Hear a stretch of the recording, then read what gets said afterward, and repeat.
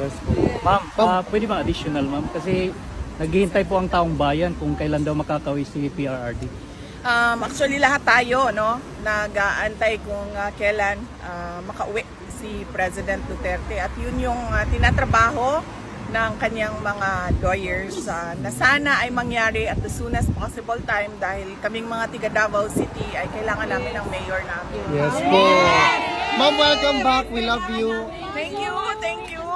I'm happy to be back with all of you dahil lahat naman tayo dito ay nagpapakita ng suporta kay dating Pangulong Rodrigo Duterte. Kaya masaya ako na makasama kayo ulit. Although hindi natin gusto na pabalik-balik tayo dito sa The Hague, Netherlands dahil malungkot ang dahilan kung bakit tayo nandito lahat.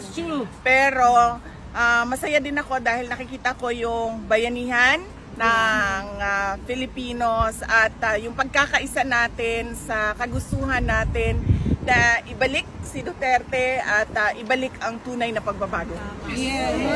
Ma'am, mabuhay ka ma'am. Mabuhay Thank ka you, talaga. thank you. Ma'am And Elizabeth, mabuhay lahat ka. kayo ay invited bukas sa ating rally, ICC, Send Duterte Home, 9 a.m. to 12 noon sa Land Van Regan. Land Van Regan. Land Van Regan. Sige, kayo na magsabi. Mahirap siya i-pronounce. Ma'am. Doon tayo po. Pwede pa, ano? Pero